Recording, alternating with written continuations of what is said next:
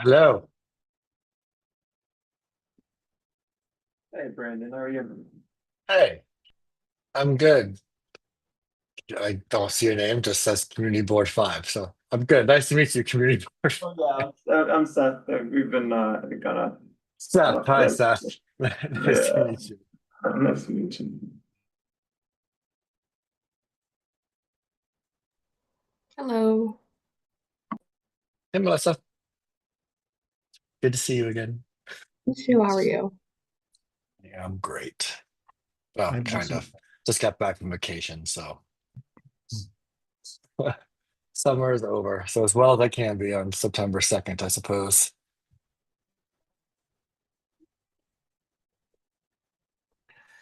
And everybody, we are going to give everybody a couple more minutes to join in. Sure. People are trickling in slowly after the long weekend, so give them a couple more minutes. No problem. Okay.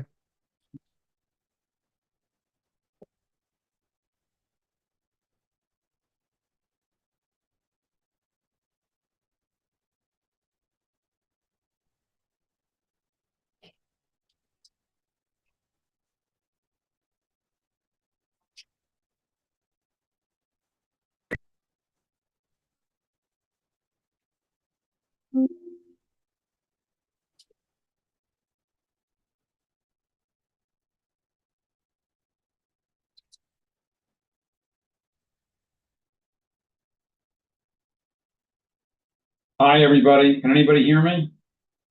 Hey Todd, yeah, we can hear Yeah, you. Hope everybody had a happy summer. You too. Thank you.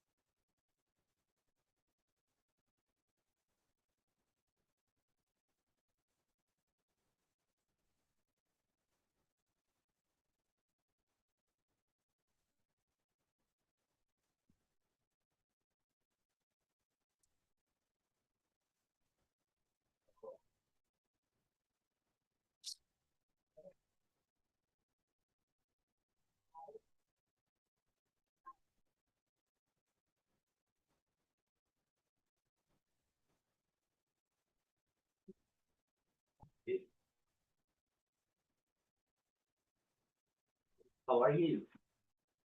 You.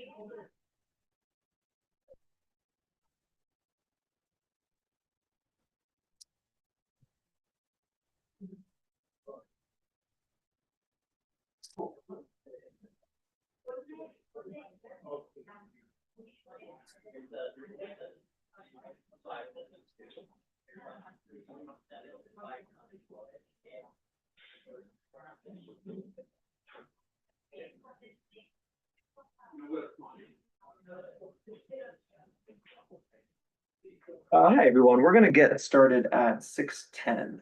Just so everybody knows, if you need to step away and get coffee or water or something, I just wanted to give you notice.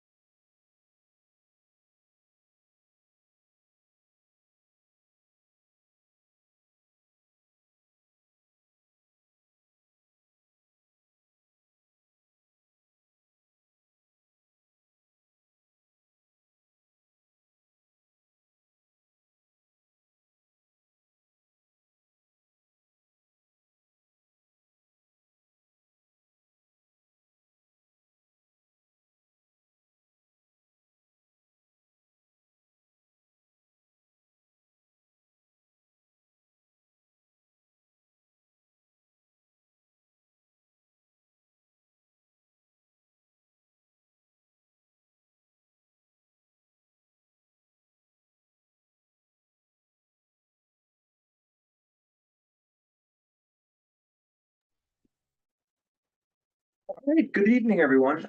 This is the State Licenses and Permits Committee of Community Board 5. I'm Seth Borden, your chair.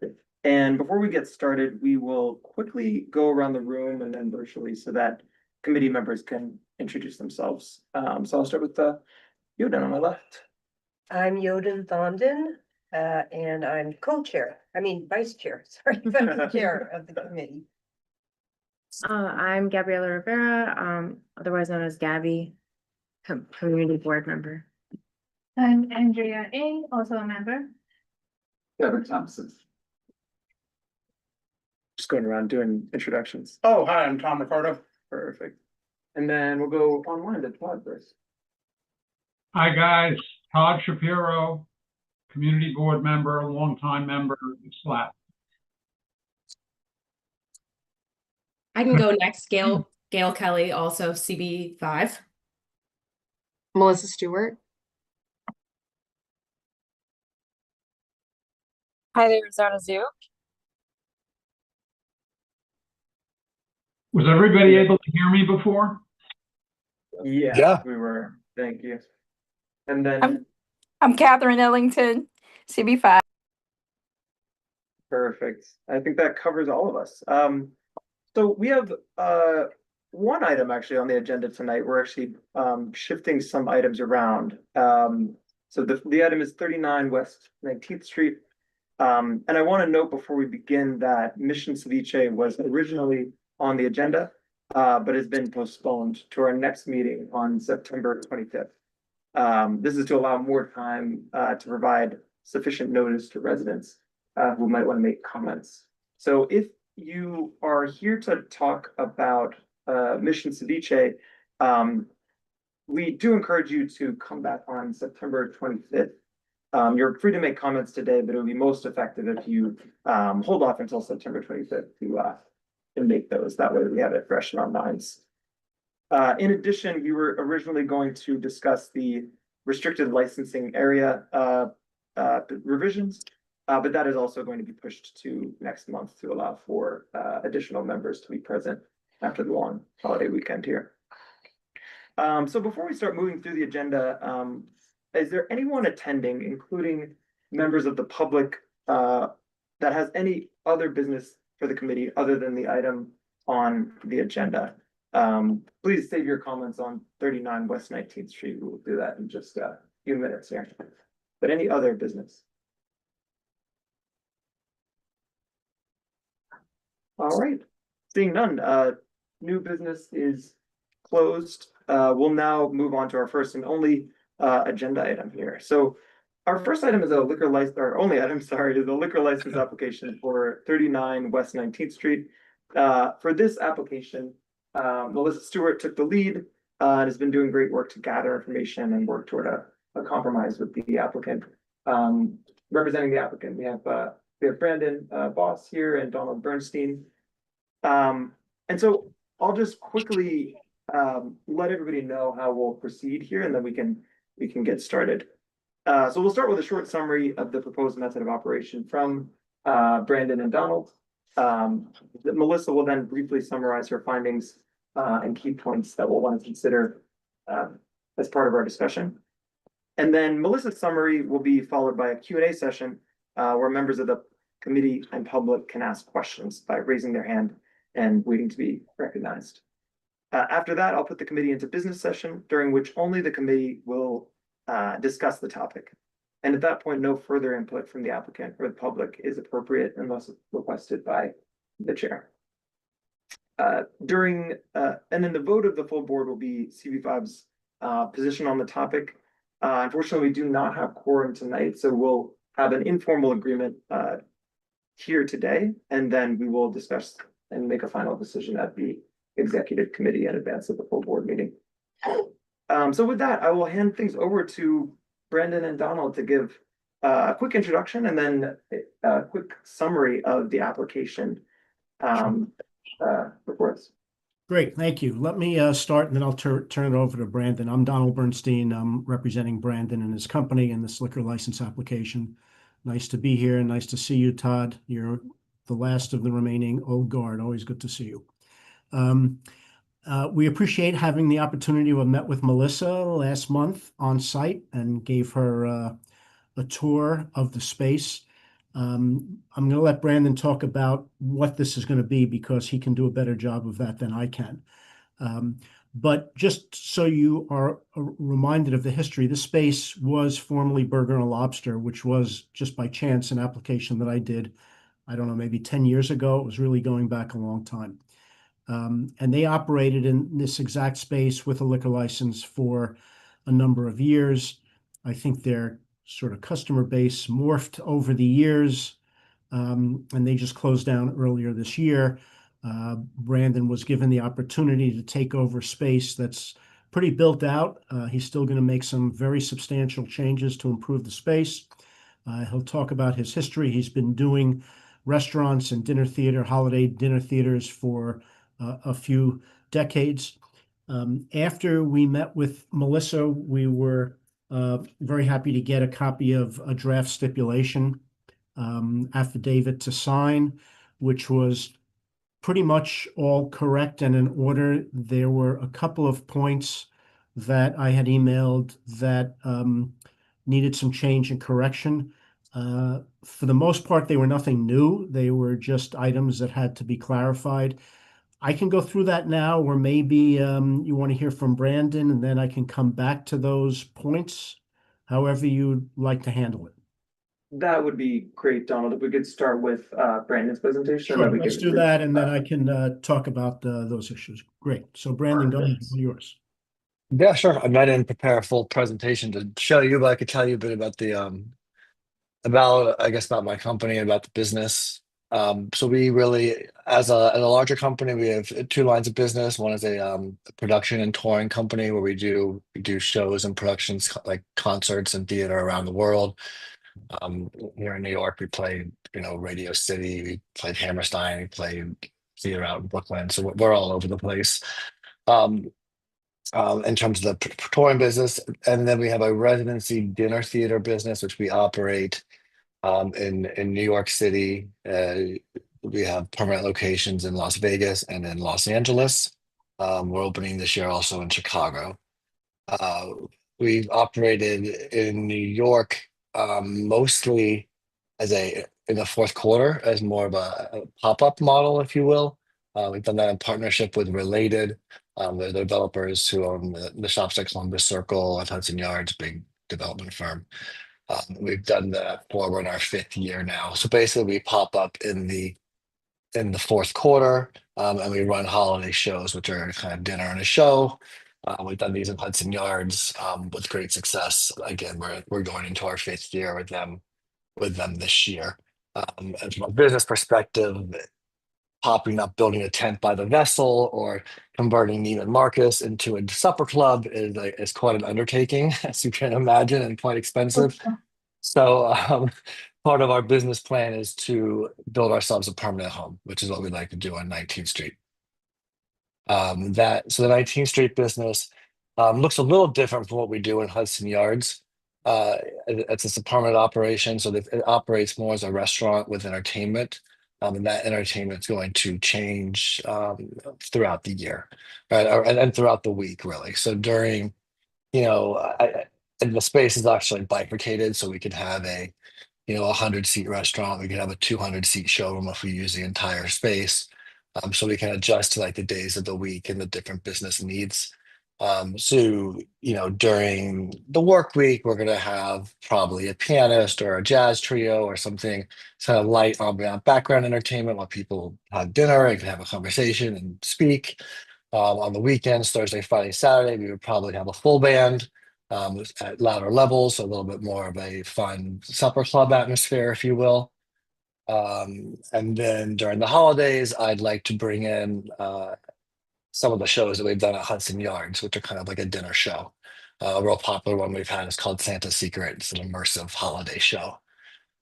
So that all takes place on the first level of the 19th Street space, and there's also a basement as well, which we plan to use different ways. So we're doing those holiday shows. It's kind of an immersive environment. People walk through and they interact with the artist on their way upstairs to the supper club. There's two entrances. You can enter and you can go directly downstairs and kind of walk through this environment, go upstairs, meet the host, and be seated for dinner. And then when we're not doing those types of shows, which is the bulk of the year outside of the fourth quarter, it kind of operates independently from the restaurant. I'm thinking like a small jazz club. There's like 90 seats where you can go downstairs, listen to a jazz band or kind of serve as a lounge. While the upstairs is working as a reservation based restaurant, primarily with live music. And we might have some extra entertainment on the weekends, like we can have some aerialists and vocalists and some different kind of pop up stuff happening upstairs. But for the most part, it's a reservation based restaurant with entertainment. Perfect. So that's the business. I'm happy to answer any more specific questions, but it's done quite well. I mean, Hudson Yards is a pretty high end neighborhood. We tend to cater to a more high end demographic. Our price points per head are pretty high. Mm, what can I tell you? There you go. That's perfect, Brandon. Thank you for the summary, and I think we'll flip it back to Donald to give a quick summary of the points you were discussing on the affidavit, and then go Okay. back over to Melissa. Yeah, sure. Let's- Yeah, sure. So almost all of the affidavit was okay. There were a couple of points. One is that the affidavit included a trade name. I think Brandon is still considering what he wants to use as the trade name. So unless he's decided that I tonight. want to use that one, but I can't trademark it, so I have to change it. So blame the So we lawyers. just want to take that out. We'll happy to let you know what he chooses, but we just don't want to include that name if he can't use it. In section 4E, it says there are no service bars, but I believe there will be a service bar. Are you keeping that service bar in there, Brandon? There is So definitely a service it'll bar. just be a Yes. service bar, which is just for wait staff to go to. So that has no real impact. In 5D, you mentioned that music will be background only. And I just wanted to clarify that because sometimes background music is defined as music that cannot be heard in the neighboring residences. We're okay with that definition, but it's when there is a dinner theater during the holidays, it's not going to be sort of the background. It's going to be louder than the background music than what you would normally associate for a restaurant. So we want to be totally upfront about that, as we were, I think, with you, Melissa. So, again, if you're defining background music as something that can't be heard by residents, then it's always going to be background. But when I hear the term background music, I'm not sure it fits within the common understanding of that. So Yeah, I just think of the little clarification. speakers in a restaurant that's just playing like Spotify or something when I hear Yeah. background music. That's why. Yeah. It says no DJs, and DJs are not a regular part of Brandon's program. It's not going to be every night, but there may be occasion when there's a DJ. Still will not be heard in residence, so we're okay with that. And that was disclosed on the questionnaire, so we'd need that included. In 5F, there's a reference to 70 dBA and 42 dBA measured in dwelling unit. I can't say that the 70 dBA is what's coming out of the speaker. And then if you have that limitation, how far are you measuring it from? I would much rather just say we're going to comply with the noise code, which obviously we have to, and I'm happy to say that in the stipulation, and we're happy to say that it won't be audible in the residence, which hopefully will be satisfactory. The only other issue is 5I makes reference to no ticketed events, and some of the holiday events may be ticketed. So again, that's not a regular daily thing that's happening, but we can't say that there will never be ticketed events.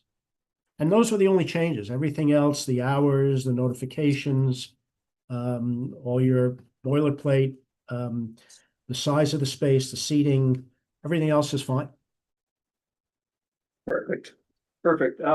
Thank you both. And I'm sorry, I just also wanted to say that in connect, just for whatever it's worth, in connection with Brandon's other spaces where we had to go with other community boards, he was always approved by other boards in areas where there are residents. So we've been through this process before, first time in CB5. which he's happy to be in, and look forward to your support as well.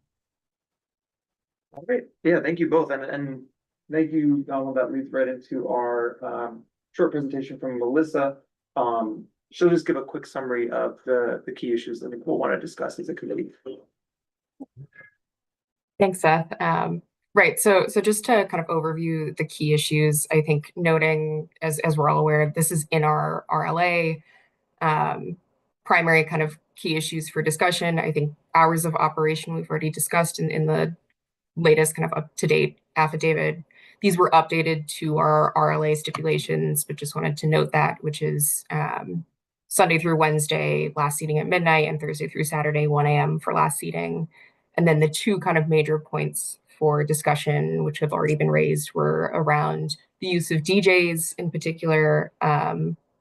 Obviously, as the applicant has noted, this is kind of occasional, not regular, and certainly not nightly, but for, inclusion or potential inclusion of that language in the affidavit. And then the second kind of major point for discussion is really around the inclusion of language around ticketed events, again, as the applicant has noted, particularly for the holiday and seasonal events. I think those are the main topics for discussion. Yeah, I think we've covered now with the hours of operation.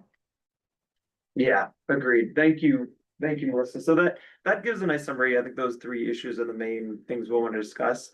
One quick note for the committee on the last seating language. Just wanted to specify that when we say last seating at midnight, the understanding is that it's really like a 45-minute to 1 hour close time after that. So the understanding is it takes roughly, an hour for service. So even if you seat people at midnight, the expectation is they'll be out around 12:45, 1. That makes sense.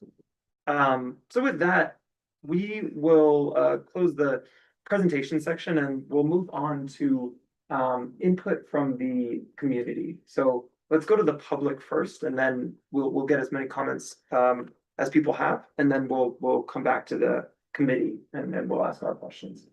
So with that, please raise your hand if you are online, and we will we'll promote you and call on you to ask your question. Let's start with Layla, please.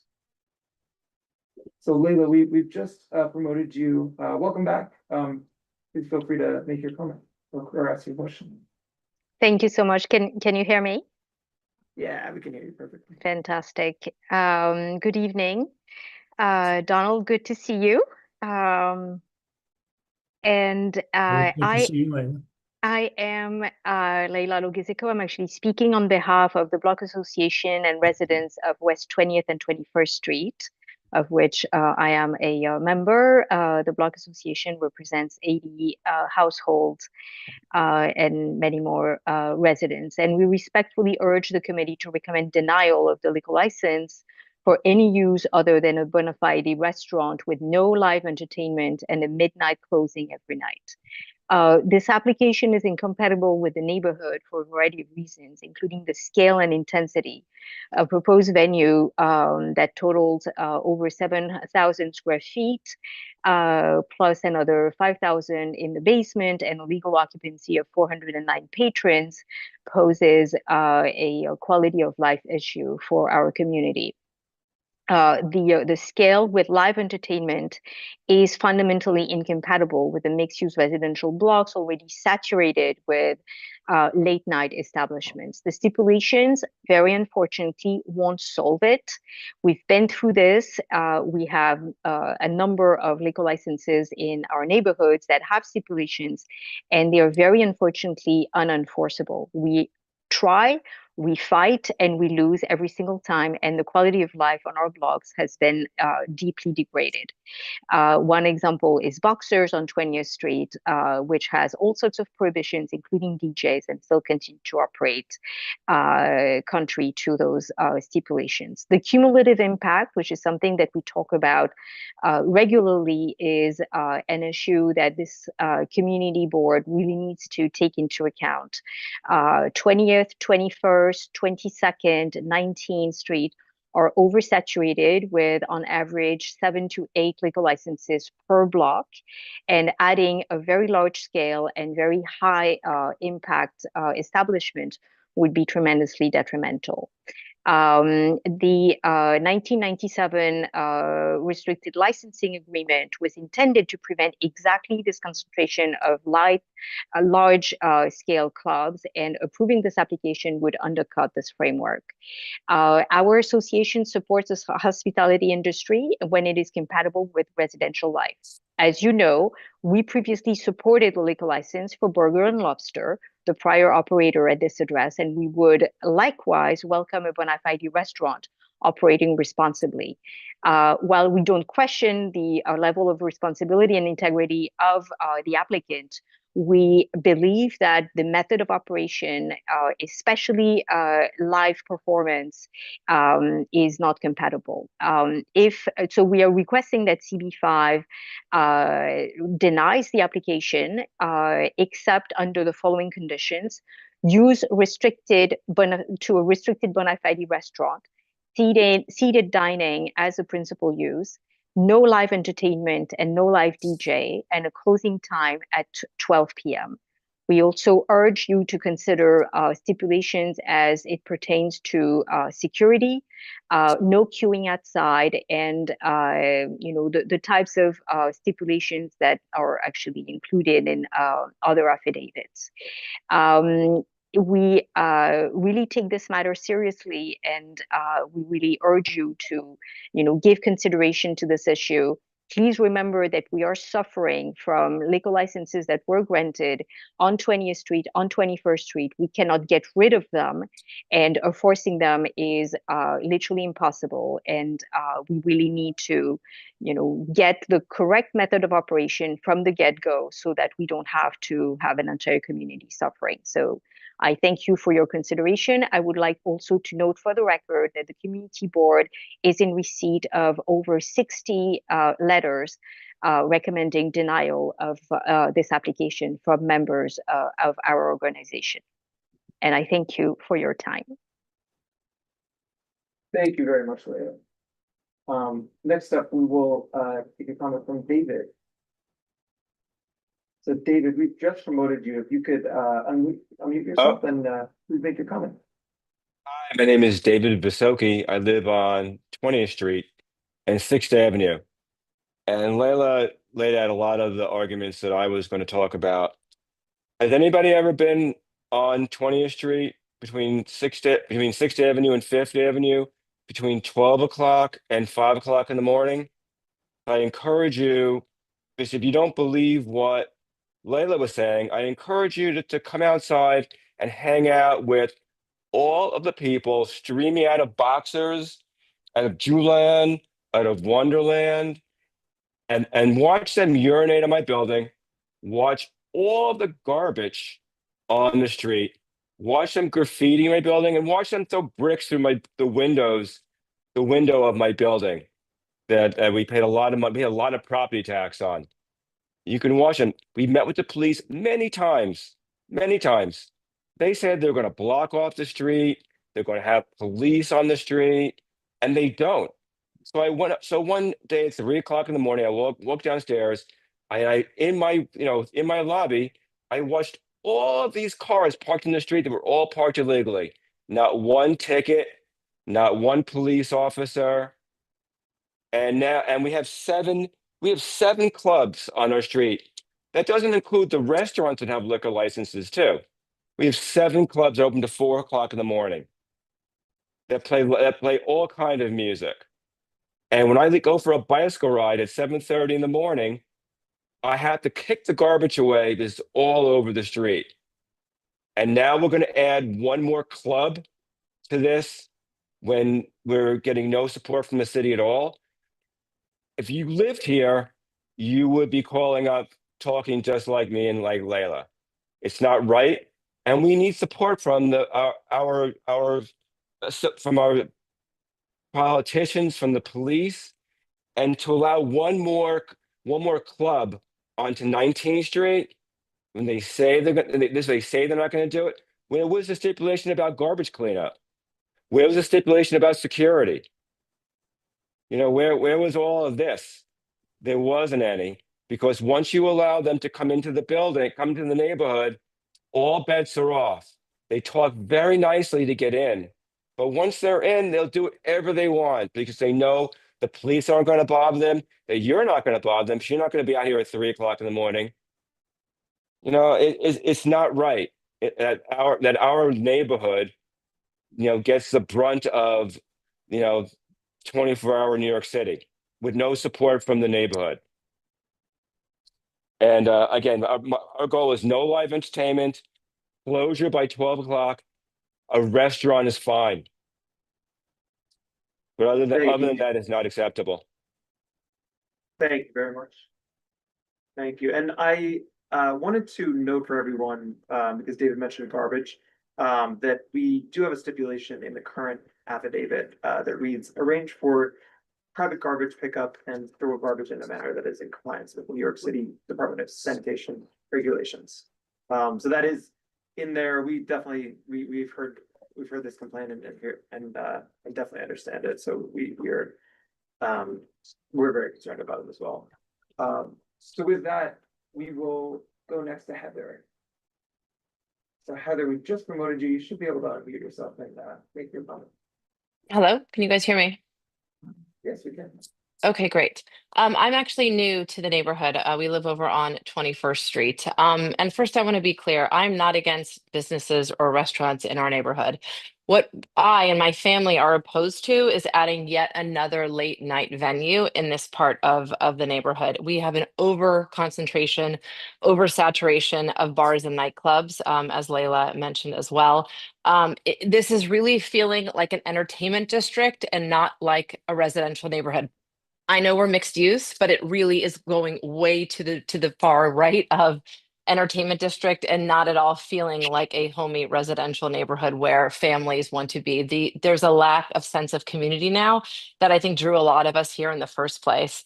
While there might not be late night music happening in the form of DJs or whatnot, as David previously mentioned, it's the crowds spilling out at closing time, whether it's midnight or 2 a.m. That's where the disorderly behavior and safety concerns happen. There's the parking and traffic congestion from rideshare vehicles, from taxis, from people parking themselves. There's trash, and even if trash is being picked up right outside the venue, when patrons walk around, they dump their trash wherever they are. So 19th, 20th, 21st Street, every morning when I wake up to walk the dog, there is cigarette butts, there's empty bottles, there's trash. It's leading to an overall general decline in the quality of life. And that's not what we moved here for a year ago. Like I said, I'm perfectly fine with businesses and coexisting with businesses and restaurants. That is the neighborhood we signed up for. But another late night club, restaurant, whatever we're calling it, if it's late night, if it's live entertainment, there's a certain crowd that's going to be spilling out onto the streets that I think we want to avoid. And I really do think there's a longer term impact here within our neighborhood. The more nightlife venues we approve, the harder you guys are going to find it to keep families and long-term residents in this community. The property values are going to suffer. The identity of this neighborhood will shift away as well from being a place to live towards just being a place where people come in to party. And that's not what we want. Thank you very much, Heather. And before we go to our next comment, I just wanted to ask that further commenters, please try to restrict your comments to items that have not been mentioned previously. We just want to make sure to give everyone sufficient time to make their comments. So things we've heard so far include garbage disposal, traffic congestion and illegal parking, crowd control, congregating late night, and the three requests, which I believe are restricting the use of this space to a bona fide restaurant, no live entertainment or DJ, and closing at midnight. And there's a fourth, I think, around stipulating security for the site. So if you could please avoid mentioning those topics, but please do add any new topics that you have. We definitely want to hear from you. So next person here is Julian. Julian, you should be able to unmute yourself. Hey, can you hear me? Yep, we can. Great. So, look, unfortunately, I do have the same concerns that were already raised, but I would just say that speaking on behalf of the Emery, which is a residential condo on 19th Street, a few doors down from the proposed space. Look, we fully appreciate the applicant engaging with the board. Um, However, we would just reiterate that the proposed negotiated restrictions are, we feel, insufficient. We're in opposition clearly of a venue with live entertainment, which risks causing similar conditions to those already outlined. Um, and I'm not going to kind of rehash as you asked, but look, like our building, which is on 19th Street and would be a couple of doors down from the proposed venue, I think speaks in pretty firm opposition to the original application and the revised conditions. And we would just request that CB5 limit these additional conditions to ensure the use case is truly limited to a restaurant. I mean, I think it's a family building. In particular, there's young children that head out to school and walk towards Sixth Avenue early in the morning, and some of the stories and things that I'm hearing, I could imagine would meaningfully degrade quality of life for those people. So thanks for giving me the opportunity to speak, and appreciate it. Thanks so much, Julian. Next up, we will have Christopher. Christopher, we've just promoted you. You should be able to unmute yourself. Yeah, can you hear me? Yes, we're doing. Okay, great. Yeah, I mean, I know you asked us not to repeat these things, but we really live in a tough situation, and it often feels like even our own community board isn't listening to us. So I will skip over all that stuff, but I do want to read a portion from the Community Board 5 Moratorium Task Force report dated March 2nd, 2011. Recommendation, restriction on operations. Task Force believes the committee's use of restrictions on new licenses has been effective and is critical to the safety and quality of life of this area, and recommends that the committee continue to request the following restrictions uniformly and consistently. Premises must include a full kitchen. Applicant must not apply for a cabaret license. Hours of operation are 12 and 1. And the area of patron use must be less than 4,000 square feet. This is a 7,000 square feet establishment. I mean, over 10 years ago, the board was saying no to this type of proposal. And on top of that, I also just want to remind everyone, this is in violation of the 500-foot rule. And given the quality of life issues that we all suffer every single night here, there's no real interest for this community to have this approved. Thank you. Thank you, Christopher.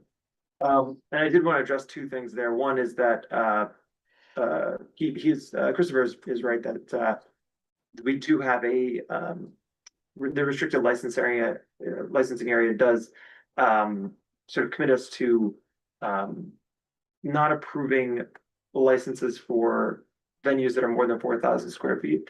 But this is a precedent. It's not strictly binding, but it's an area of extra scrutiny. So if things are bigger, we really have to have usually a good reason to approve it, unless we decide otherwise for a specific reason. So that's one thing. And we'll continue on. Next is Larry. Larry should be able to speak. Good evening, everyone. I hope you can hear me.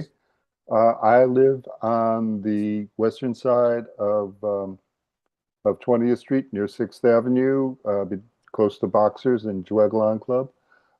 I completely echo what Layla had to say and oppose the granting of a liquor license to this establishment. It is way too large.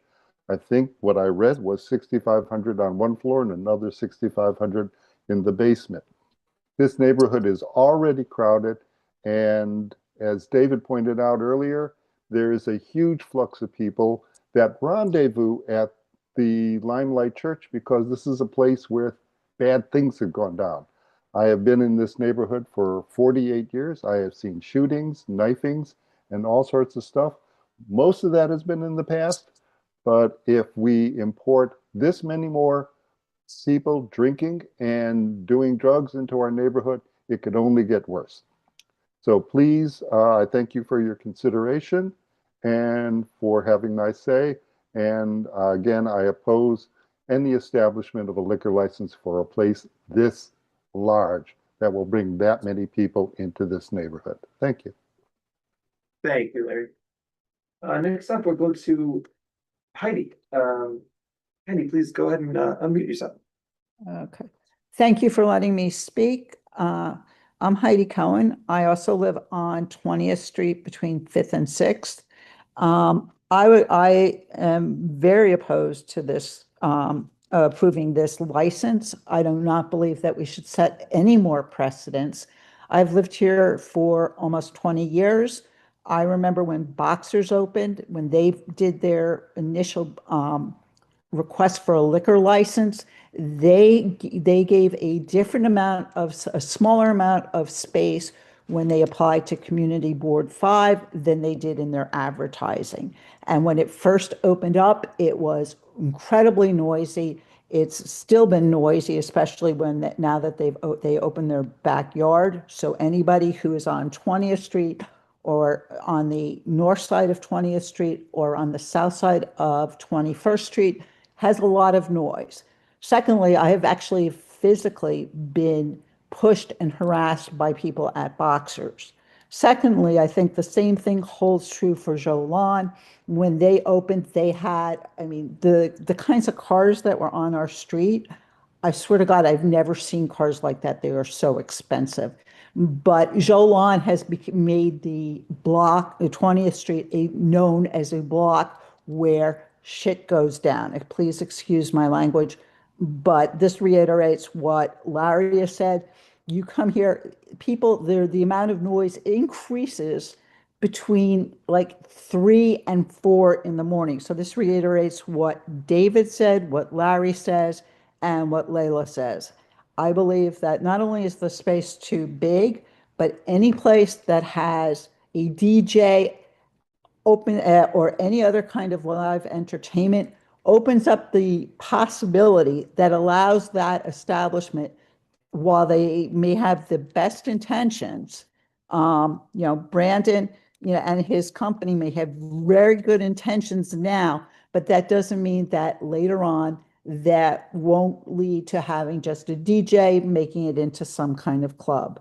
And I am very against this, very against this, and I believe that this liquor license should be turned down and wait until, it comes back as a smaller restaurant.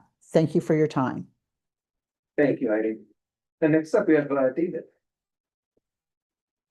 David, please go ahead and unmute yourself. Can you hear me? Yes, we can. Okay, my name is David Leventhal. I live at 32 West 20th Street. I'm also serving as the president of our co-op board, and we had a co-op board meeting today, and I was told that I could speak for all of the residents in the building in saying how very much we are opposed to the granting of this liquor license. I won't reiterate all the things that have been said about the increased noise, the traffic, the groups of people that hang out on the sidewalks, to the point where sometimes it is difficult for people in our building to leave the building because people have gathered at our front door and won't move. And this is not at late hours. This is at 8, 9 o'clock in the evening. This is not a residential community, it's a club community. And granting this license will only further deteriorate this to the point where I feel we're either going to become prisoners in our apartments or we're going to run risk trying to be in the community. I hope you will take this and refuse this license. Thank you very much. Thank you, David. Next up, we'll have Matt. Matt, go ahead and unmute yourself. Hi, can you hear me? Yes, you can. I'm new to Community Board 5, And I just have more questions than whether I'm for or against the setup. Six in particular, and maybe somebody can give some guidance or follow up with regards to these. With regards to how many ticketed events, are we talking about 2 to 3? Are we talking 12? Are we talking multiple per month? Having an understanding of how many ticketed events would be helpful. And then of that, what are the size of these ticketed events? Are they 100 people, 300 people? Is there dancing and cabaret in this setup? Is there outside setup? Will they do a sidewalk setup, a street setup for the restaurant that then extends out? How invasive is the setup to all of these ticketed, non-ticketed events, from trucks to deliveries to setup of these elaborate events to tear down? There are multiple trucks and deliveries, catering, whatnot. And then what are the acceptable decibel levels for a restaurant? They were making reference to 70, but how can a live DJ be only 70 decibels? And then just clarification on how big the restaurant was going to be, because they said they were going to use the entirety of the lower level along with the ground. So just wanted to know those things, please. Thank you, Matt. And actually, I will pause comments just so Donald and Brandon can answer some of those questions directly. Yeah. Wasn't expecting all this. So let me just start by. Can you hear me? Did you? Yeah. Did you hear the questions? I can rehash some of them if you. I heard them. I heard them. I heard them. First of all, I'm well aware of the boxers and what goes on in Juwan. I have a friend who lives. I would have had them on this call had I known we were having all this opposition. Who lives right across the street, and she loads both those businesses. I'm well aware of the type of crowd they bring in and what happens on that street. Um, these are not comparable businesses. We are a reservation-based restaurant. We have a Michelin-starred chef from John George and Petrosian. We have a $150 a head price point. This is a high-end crowd. They are not throwing garbage on the street. They are not driving. They are taking private cars. I live in Hudson Yards. I know this is CB4, but I live in Hudson Yards. It's where we've operated for the past several years. It's one of the most expensive zip codes in the city. We've done this in a tent that is outside, and we still have not had any opposition from our neighbors. I mean, we would hope that the people on this call voicing these concerns would be our customers, not affected by. Anyway, I can address some of the specific questions, but just general overall, I feel like there's a misconception as to what we're bringing. Like we're bringing a high-end, world-class restaurant. We're not bringing in a gay nightclub or an after hours. It's not what we're doing here. We'll definitely have a chance to get more into those details. But if you could answer first the number of how many ticketed events per year? The only ticketed event we have, and frankly, we could call it a prefix menu instead of a ticketed event, is the Christmas show. Which is we're talking about 6 weeks out of the year. Nothing else is ticketed. It's all reservation based, like any other restaurant would be. Okay, and that's one per week and during the Christmas. I'm sorry. During this, is that one per week during the 6 weeks? One per what? One show? Yeah. No, I think he asked, is there one ticketed event per week during that period? Exactly. Thank you. No, during that period, all of it would be ticketed. For how many weeks? But we could call it. It's usually it's like mid-November through New Year's. But we could also, we could do it as a prefix menu as opposed to a ticketed. It's just there's an entertainment fee for it, because as opposed to just a jazz band playing while you're eating dinner, there's a full-on show. Gotcha. Okay. And then what are the size of the ticket events roughly? What are you projecting? They're 150 to 200 people. Gotcha. And then is there dancing? Is it going to be that type of thing? We're not applying for a cabaret license. There's never customer dancing. Gotcha. And the DJ, we asked for a DJ because, I'm a businessman. I like to have flexibility. The only time I've ever used a DJ is on New Year's Eve. So, Got it. we're not there. The DJ is not a part of our business model. Oh, okay. And nor is the Gotcha. sidewalk cafe. We're not applying for a sidewalk cafe. There's no caterers or deliveries. We're a restaurant again, so we cater from inside. I mean, we'll have the same, Baldor food deliveries as any other restaurant would, but there's nothing special for big events or parties or nightlife. And I'll say even at our shows, even when we do the Christmas show, like let's just focus on that because that seems to be the biggest concern. It's over like at 11, like it's done, and then we're closed. So it's I feel bad for people on 20th Street. Well, I would be mad if I lived there too. I just want to point out that this is an entirely different business. We appreciate it. I think that answers the questions. The last two that I wanted to I can speak to is he asked what are the acceptable decibel levels? We would go by the New York City noise code. There's restrictions on how loud it can be in nearby residences as well as out on the street. So it'll follow the noise code. And then last thing is how big the space is. And Donald and Bernie, you can correct me if I'm wrong, but I believe it's 7,774 square feet on the first floor, and then 5,226 on the cellar. Correct. Perfect. So with that, let's go to Matt next for the. Oh, sorry, that was Matt's comment. Was that right? Next up is actually Kenneth. Kenneth, if you could go ahead and unmute yourself, that'd be great. Thank you very much. Can everyone hear me? Yes. Oh, great. Thank you. I'm Kenneth Cohen, and along with my neighbor Julian, I live at the Emory condominium at 27 West 19th Street. I have lived there since the building was built. I was the board president for over a decade. I saw 19th Street through the fortunate demise of the Imperial Club, which was a disgrace, and replaced now with an actual Michelin star restaurant. And so we cherish our block. We know what works and we know what doesn't work. We know which businesses and restaurants come in and are going to stay and are appropriate to the neighborhood and which won't. And respectfully, Mr. Voss, you are not the type of business that we want on our block.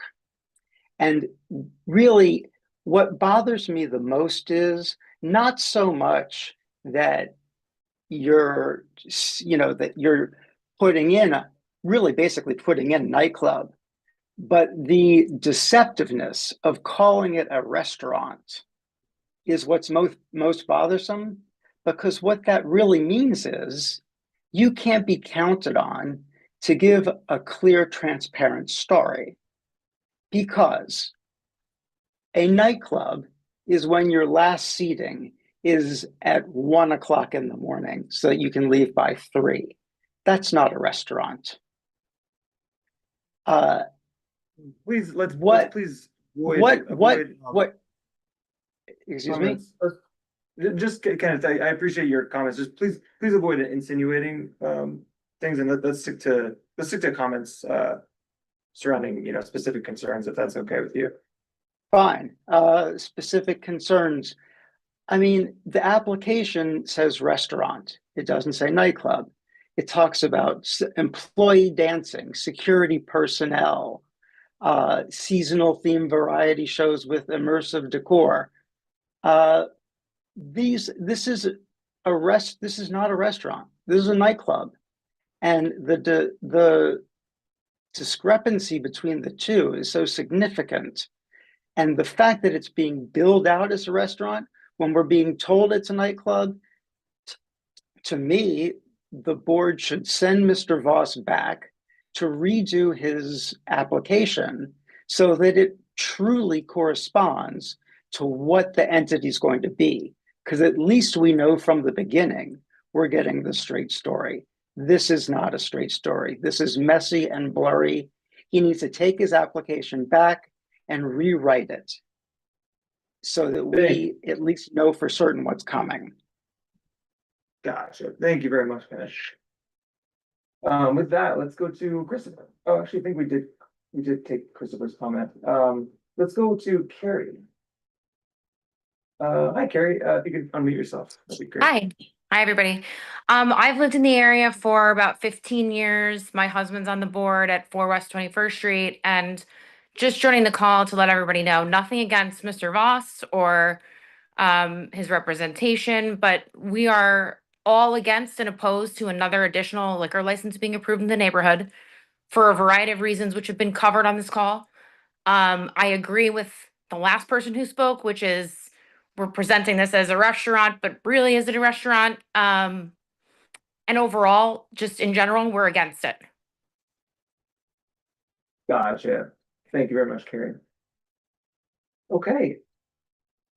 I think that is everybody who had a comment from the public. So with that, we'll come back to the committee, and I wanted to see if any of the committee members had questions for the applicant prior to us going back and allowing the applicant to respond. So please feel free to raise your hand either virtually or in person, and we can go ahead and take your questions. Let's go. I think I saw Todd first. Point of order, we're in business session now, right? Not yet. Yeah, we'll just do questions and then we'll flip to business session. Todd, if you want to go ahead and ask your question, that'd be great. Or make your comment. We can do Hi, both. can everybody hear me? Yes, we can. Okay. So, based on the evidence presented in the application, it seems to fall well within the kind of establishment method of operation that the SLA, the restricted license area would discourage for this neighborhood. So, and again, for the newer members on our committee, the most important thing is for us, as we always have, to try to be consistent in how we judge these applications. And in those cases where we deviate from it, there has to be some new novel issue or something that would persuade us that we should take a look at it with fresh eyes. So, for example, there was an application that came before us having to do with a big space in the restricted licensing area for what was in effect a combined movie theater and restaurant. And we did look at it and weigh very carefully, and we ultimately granted it. So my questions to the applicants, what can you do to assure us? I mean, you talk about ticketed events, you talk about shows or whatever it is you're adding to your method of operation.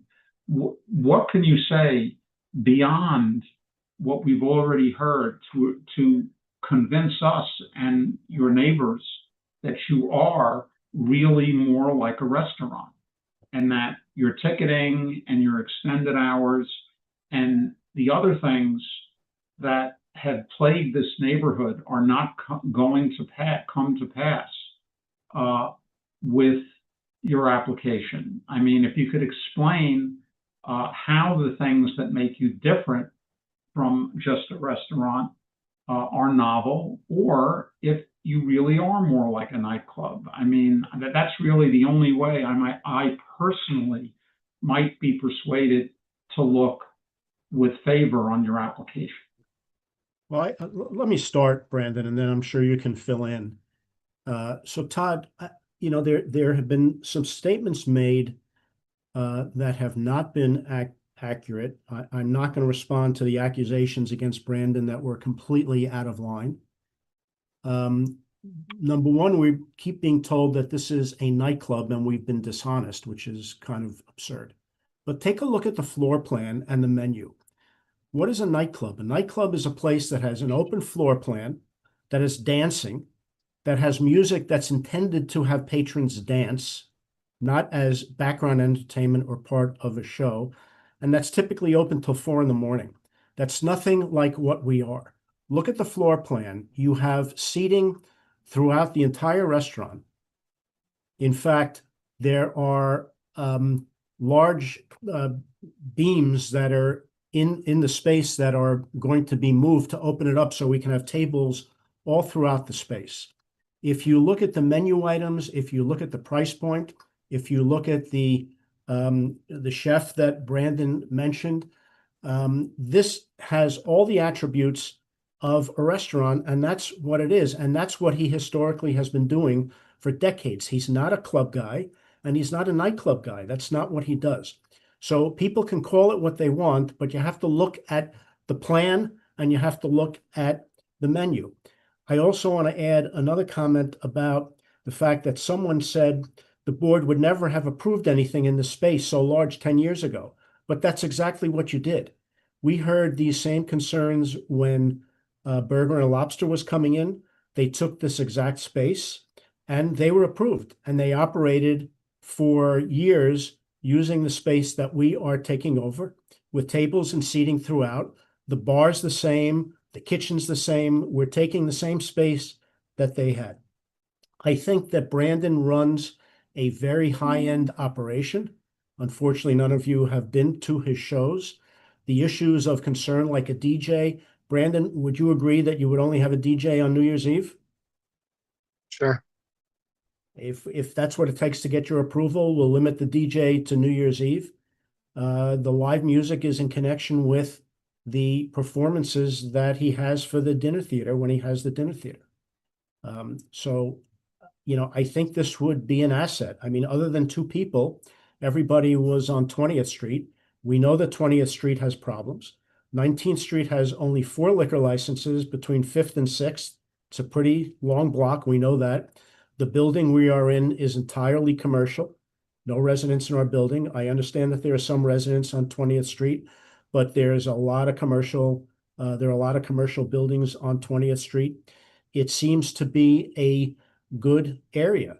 There were problems many years ago, the Imperial Club, the Limelight. I mean, that's what resulted in your restricted licensing area, which is, you all acknowledged, is a guideline. I mean, you can't have an area where no licenses are permitted. It's not enforceable under the SLA rules. The SLA takes every application on its merits. They look at every application individually. They don't have guidelines where you can only license space that's under a certain square footage. And to the credit of the community board, I believe you took that into account when we came to you for Burger and Lobster, and that's why it was approved. So I think it would be a compliment to the neighborhood. And Brandon, I'll let you, I'm sorry, just looking at my notes. Someone complained about noise at 3 or 4 in the morning. We're not going to be open at 3 and 4 in the morning. We're going to be gone. The doors are going to be closed. And no one's going to be there. There's not going to be outdoor space. There's not going to be patron dancing. The ticketed events are limited. So from day to day throughout 95% of the year, this is just a straight restaurant. Yeah, I mean, I think you covered it. I would just add that, the restaurant business is changing. It's people now desire more. They desire experiences. They want entertainment. They want more than just food, and that's what we're aiming to deliver. I mean, this is this is a this this is like I'm trying to think of something in the city, Cafe Carlisle at the Rosewood, where people go in, they have dinner, and they enjoy entertainment while they have dinner. Delilah in Las Vegas, and that's what we're doing here. It's we're just kind of adapting to the times. The restaurant business on its own now is a challenge.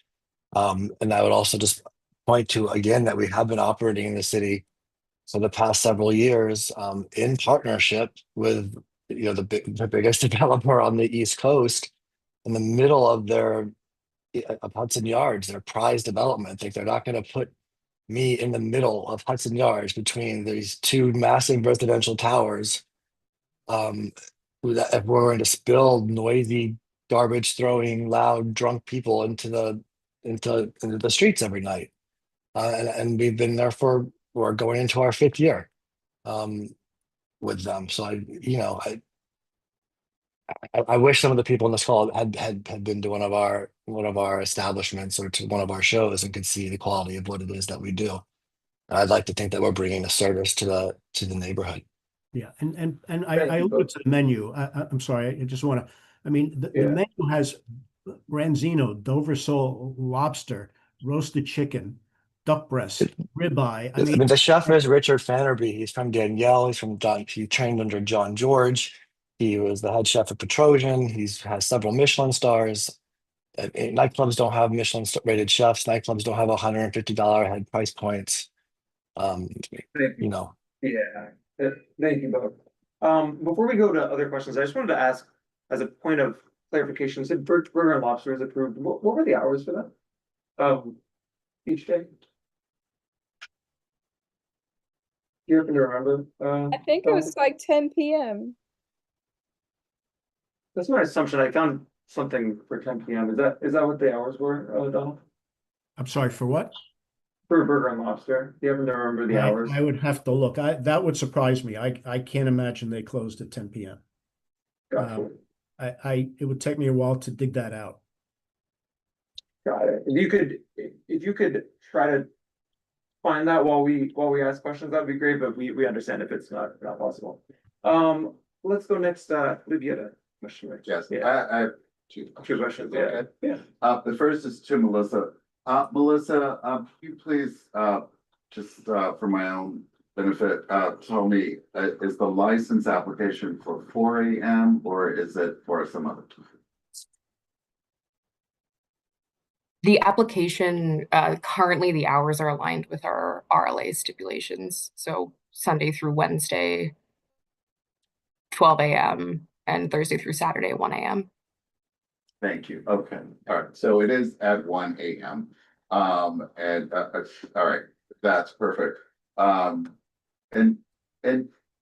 Mr. Voss, you have, I think, to my satisfaction, convinced me that you're not a nightclub.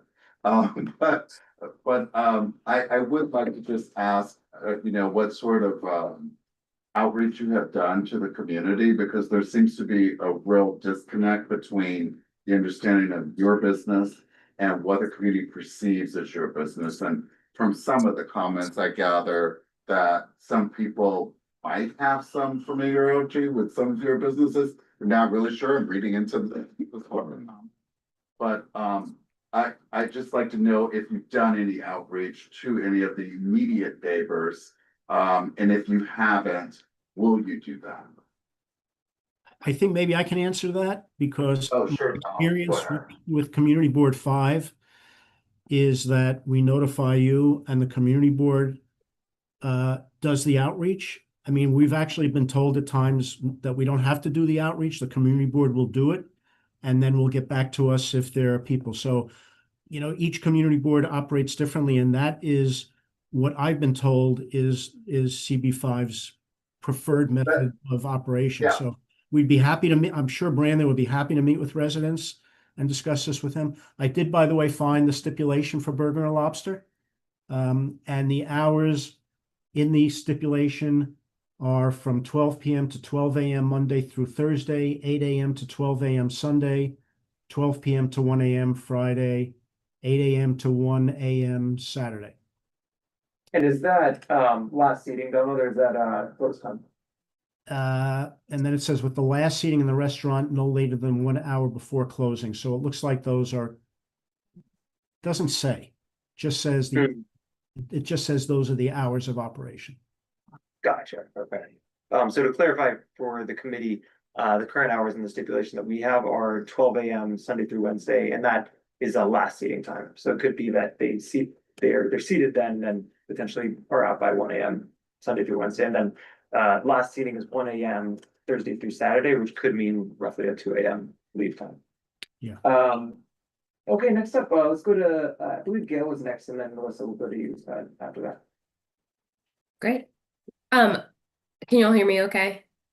Yeah, we can. I just had one question, and maybe it was already covered, but I live right in this area as well. And so I'm very sympathetic to everyone's complaints about the people spilling out. Like, I've been woken up at 4 a.m. a million times by people in the neighborhood, but I do think this sounds different. So could you maybe speak to some of the entertainment types or like show types? Maybe that will help make it a little clearer to maybe who the clientele is going to be, their interests are going to be, and that might sort of influence how people see the possible behavior around this. Sure. I mean, that most of the entertainment is it's vocalists. It's it's live music, like singing, like I don't want to make myself sound cheesy, but almost like a band you'd see on like a high-end cruise ship, Okay. like or you know what I mean. So they're singing like Michael Jackson covers or Whitney Houston. Mhm. So it's a band that's like the more lively end on the weekends. Our nightclub vibe is when we have a singer and sometimes we'll have a little pop-up performance like an aerialist or some other kind of things happening around the room, just providing ambient entertainment. And I think during the weeknights, when it's quieter, it'll be more mellow. I would say more like a three-piece jazz band or just a pianist or no entertainment at all. Okay, yeah, So super that's helpful. so then in the holiday show, which is something that I was hoping to move into our own venue, because like I mentioned when we first started this off, building it in Hudson Yards every year is quite an undertaking. From a business perspective, that's a more thought out, cabaret type of variety type of show. So there's all sorts of like different acts in that. But again, that's only 6 weeks out of the year. Totally. Okay, And very like helpful. I do honestly believe it would be a welcome thing to the neighborhood. People love it. Great. Thank you. Mhm. Thank you, Brandon. And next up, Melissa. Thanks. I think just given some of the voiced kind of community concern around overflow and crowds, I know when I did the site visit, Brandon, I think you walked me through some of the plans for overflow and use of the cellar space and potential use of kind of entryways. If you could kind of walk through that again and share that out, particularly just given kind of those broader concerns. Sure. So there's, um, again, the only time I would foresee this happening, I want to hyper focus on the holidays because we have a 365-day a year business. But the only time in which we would have those types of shows that seem to be a concern are over the holidays. And there are two entrances to this space. So there's one that leads directly into the cellar and it's on the far west side of the building. And there's another that would go into the restaurant and that's on the far east side of the building. So what we are able to do is you can enter on the east and you would walk through the corridor and you go immediately downstairs into the basement. Again, on the west side of, sorry, the west entrance on the west side of the restaurant. You go downstairs and you enter on the west side of the basement. You would then come across the entire basement and come back up on the east side of the restaurant, up another set of stairs, if that makes any sense. And what that allows us to do when we do these holiday shows, again, you're kind of walking through an environment like you're interacting with like a gingerbread lady and like all these different holiday characters. Um, it almost serves as an elaborate queue while you're waiting for the host stand. So there's never anybody on the street. Like our audience is not gonna, they're not gonna stand on the street behind a velvet rope. Like I would get massive amounts of complaints about that. So they come immediately inside and they walk into this environment while they're waiting to be seated at their table. So I think that was what I walked you through, Melissa, was just to show you, on these rare occasions when you do have people showing up at the same time, they still go immediately downstairs and they're queuing in our space. And for the customer themselves, they don't even feel like they're in a queue because they're in an immersive experience. But I All would right. certainly, I mean, we can, we can certainly agree to no velvet ropes, no doorman, no ticket takers, like none of those nightclub elements that you would see on the street for a nightclub. Like you could certainly skip that. Like we're not gonna, that's not part of our business. Gotcha. All right, thank you. I think that brings us back. I see Christopher Brown raised his hand again. We can bring him back. And Christopher, do you have a new comment to make? Yeah, I guess, Brandon, I see your shock with all of the community's concerns here. I mean, we've really been lied to a million times over the past 20 years plus, you know, and I understand that you're doing a different business. I think what is most important to this community, and I don't know if it's something that you would be willing to do, but apply for a liquor license at earlier hours. And I know you mentioned flexibility a long time ago, which is what any business owner wants to do. But what we're all ultimately concerned about is that you put on your shows and everything's great. Maybe it starts to fizzle down, and now you're paying, an expensive lease, and now you got to sort of blow it out to get the money. I guess my question is, a recommendation would be apply for an earlier close time And I'm also curious, like, how long is your lease? Is it 10 years, 20? Is it 5? Is it It's 16 years. 16? Okay. So I guess, again, to my point, how do we know that you're not going to just switch this, right? Because that's what always happens to us. And that's why you're getting such strong resistance from everybody. Um, yes, I understand. Uh, yeah, I mean, I think from my perspective, I mean, I'll say our normal operations as of right now, we're usually pretty much done by 11, 12 o'clock. So, I'd like the extra, but by having that extra time, it allows me to do one more seating. So that's, we normally do a 6 p.m. and a 9 p.m. seating. This would allow me to do one more after that. So that's the reason behind it. I hope to be so lucky that we can do three seatings every single night. So that is why we requested the latest hours. But our operation, in Hudson Yards, I keep pointing to, we currently are done by 11. Well, and So, I know if you backed up that liquor license serving application, that would make people more comfortable. Because then, and I don't want to get into back and forth with your attorney, but then it's beginning to seem like more of a normal restaurant, which is what we all support in this community. Thank you very much. okay. That was helpful. All right, so with that, I'm gonna bring it to business session unless we have any extra questions. Okay, so at this point, we're in business session. Just to clarify, during business session, no additional comment from the applicant or the public is appropriate unless we request it. So please hold any comments unless we ask for them. So just to introduce the discussion, I think there are many different concerns raised, but I think two very serious points of concern that we have should be first around the size of the space. So the RLA, we like to see a space no bigger than 4,000 square feet of actual patron space, and this one has 13,000.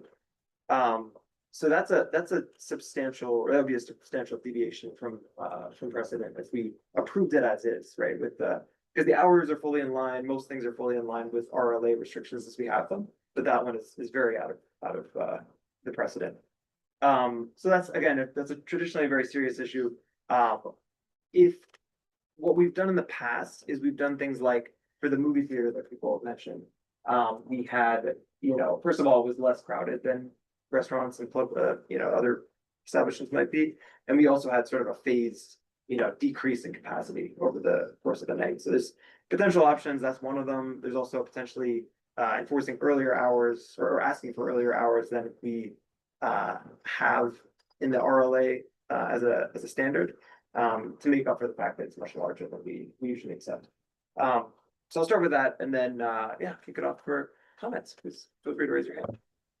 So, going on the space, just kind of going out from there. The building, I'm pretty sure it used to be just closed college. The space above was a performing arts college, which had some theater space above it as well. So in terms of like moving, I don't think there's any. Someone said it was within 500 feet, but I don't.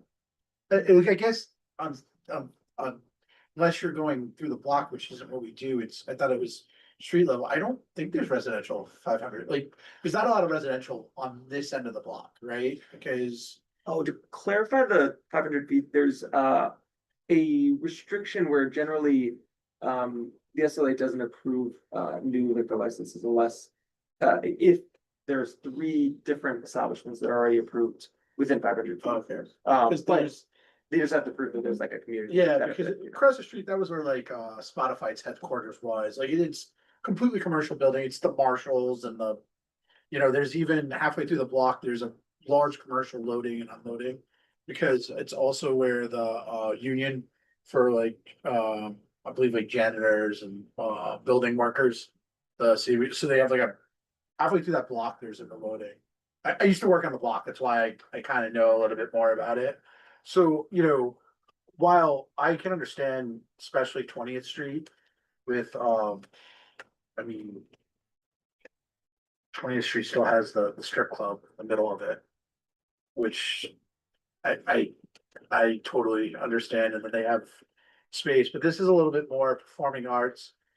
And especially in this, in a space that was running until recently, I think the school closed, but it was running like performance arts.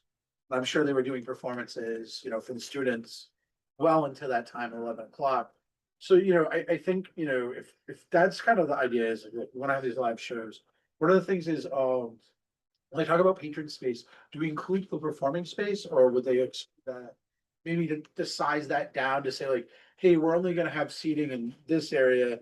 This is gonna be for, like, and once again, I don't think it's gonna take the whole 13. That way, it's a massive space in the building. Yeah. No, that's a Footprint is part. That's a good point. So that would be excluded if it was not accessible to the patrons. So that's actually a good. They wouldn't obviously be selling liquor, and then the other thing is, another thing they could always do is just make sure they have like on the last seating, have a last call on the last seating, that would be a little bit earlier, because that's a thing to say like, hey, we're not gonna serve liquor after, last call for liquor is 10:45, even if you have a last seating, like, in that space, because like, where I'm gonna say, where I'm gonna disagree with. No, I totally understand the sentiment in the restaurant, but I do agree with the sentiment that, performing arts, something like that is something that I think adds to the culture of the neighborhood. And I understand that neighborhood, I mean, I remember I went to Limelight. I don't wanna, ages me enough, but I went to Limelight. I wouldn't live right by Limelight. And I don't, I understand, I've been to boxers too. I understand the thought there. And like I said, like this wasn't originally residential area. It's still not fully residential. We just voted for the MSMX, but like these sort of things, but there should be some flexibility there. So where I think if they can make it very clear that there's an end time for the liquor and we can somehow reduce the size of the space in that, like, hey, there's gonna be, because, something like a big bin in the basement, because this is a lower level space. Like, it's not gonna get out, and like I said, there's nothing. To my recollection, there might be a building that is, but I don't think there's like a residential building. It's certainly not on top of it, right? Like, it was college. Yeah. Without dorms, so. Thank you, yeah. Like, I think that would be somewhat, but I think like, for the community, it's the shut off time and saying the last call time. If they could put something in language like that, at least last call for alcohol. Earlier. And once again, I don't, think about that affidavit, I think that would be a huge thing. Yeah, no, thank you, that makes a lot of sense. I think that gets to a lot of the concerns people raise. I'll go to Catherine next. Thanks, Seth. So like everybody else, I hear a lot of different concerns that we've heard over and over again. But I appreciate that the applicant is trying to build a futuristic restaurant, and I think you have to lean into what that means. You mentioned immersive experiences. These are the things that particularly make for an understanding of what's going on inside the room, which makes us understand what your crowd looks like. And so I think you lean into, if you have different areas of space where there is to set up immersive experiences, you need, I don't know what you need, but you need square footage to do that. And you try to really lean in a very authentic way to community engagement. That's the part that I think is missing, that I hear the community saying many of the things that they would say because they're triggered by the closing hours and what they've experienced in their past experiences. And you're just hearing this. But I guess as Donald indicated before, the previous restaurant operated there without a history of complaints, if I'm not mistaken, and they were open within the RLA.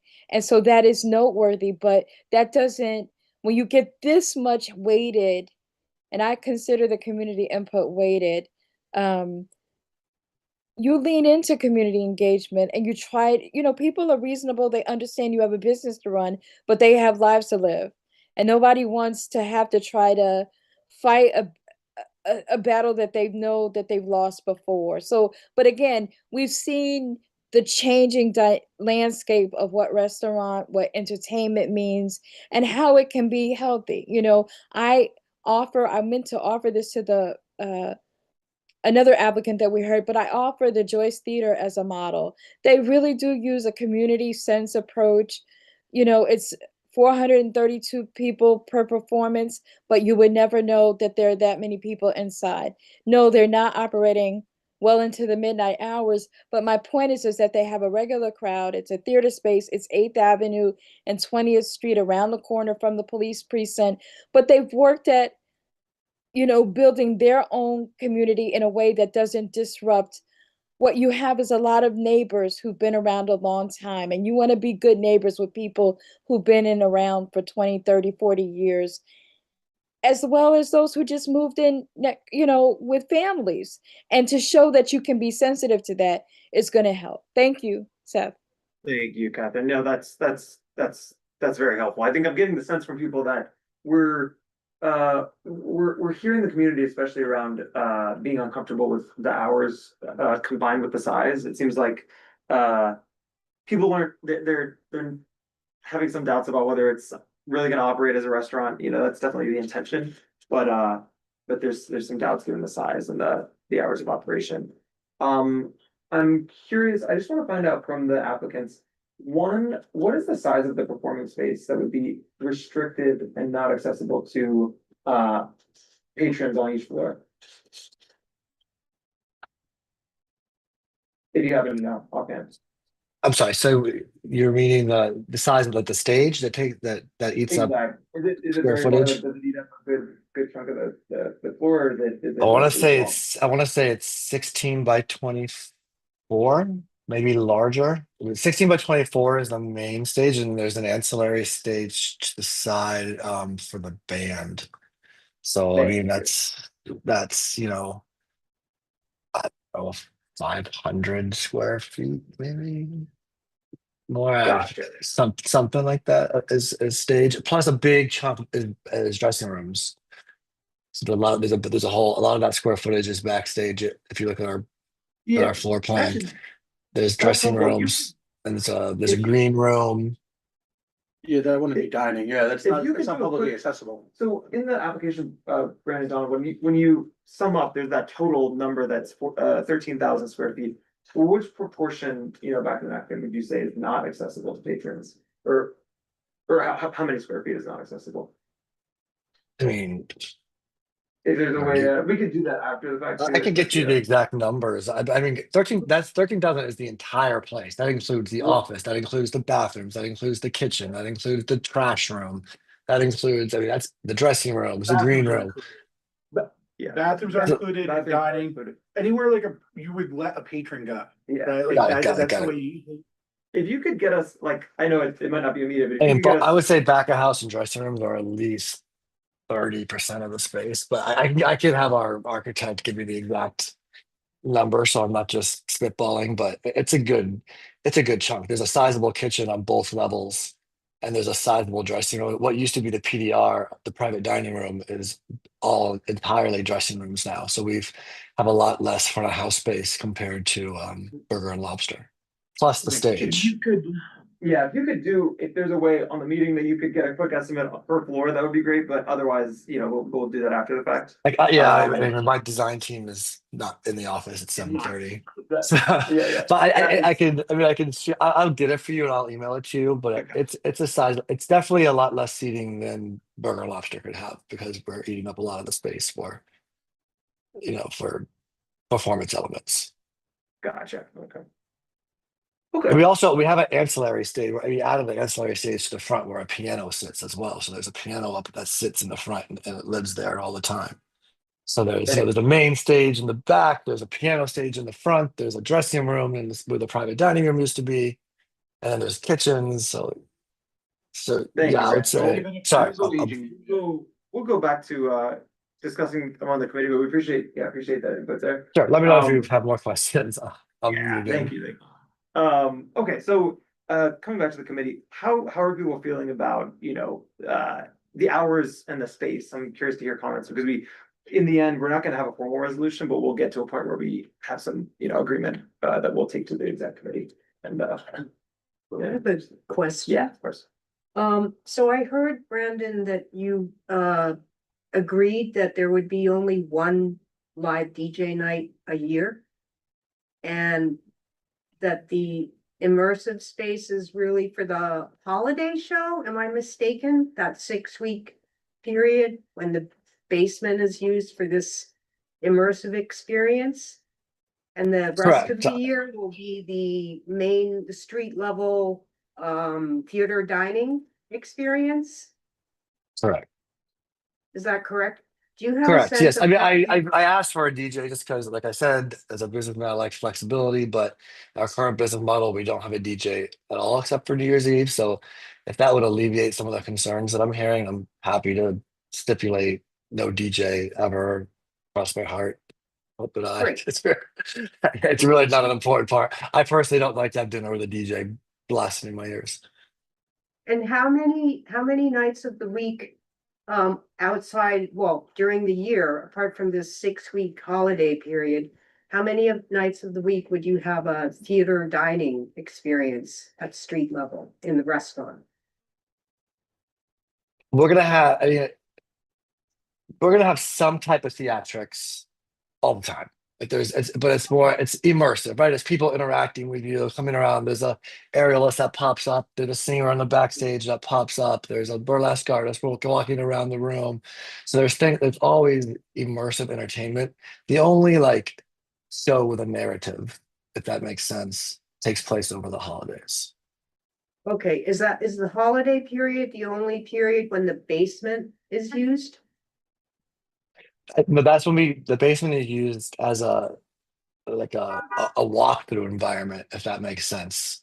Like a Sleep No More, if you're familiar with that show, like where you kind of go Yes. off and Okay, is explore. that throughout the year? No, that's just the holidays. It's basically like the fourth quarter, and the rest of the year we'd use it as a lounge, so So the as overflow basement for the isn't restaurant. really, the basement, so it is used as a lounge outside of the holiday period? Yeah, it could be a waiting area for the restaurant or a place to go have a drink after you have dinner.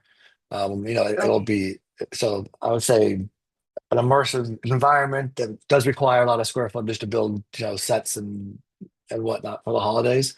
And the rest of the year, it's a bar with a lounge that people could go to while they're waiting for their table, for example. Okay, thank you. I have a clearer understanding. Yeah. Sorry.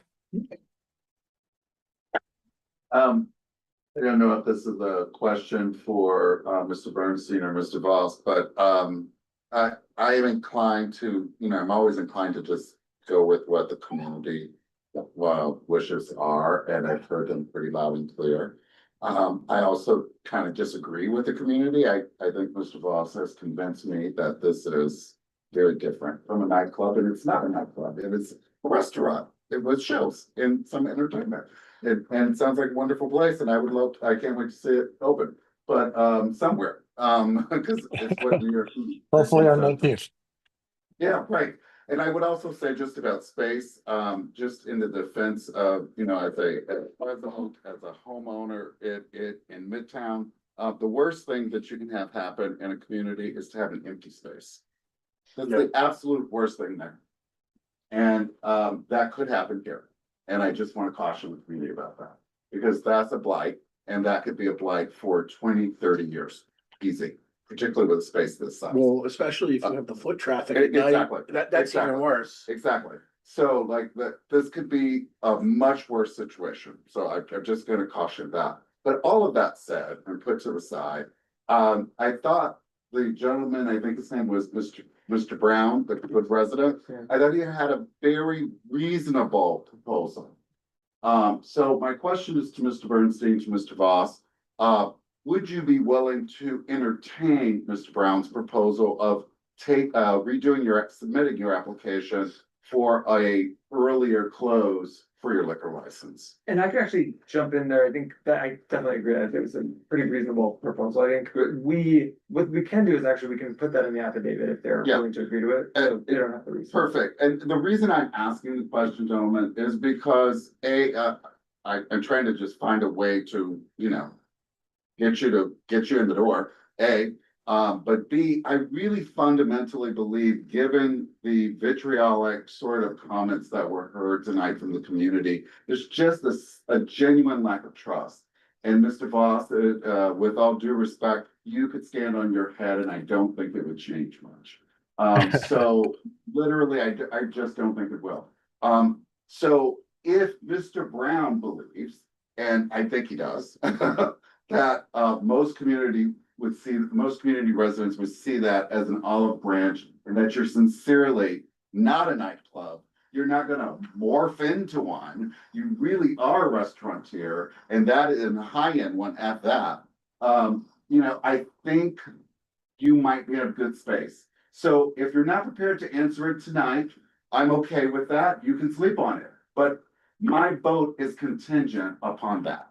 So that's all I have to say. And if you want to answer it now, you can. If not, Yeah, I mean, just I was say- already thinking we could move everything up an hour if that would be helpful. I think we have a 12 a.m. and a 1 a.m. now. I'd be happy to move it up an hour.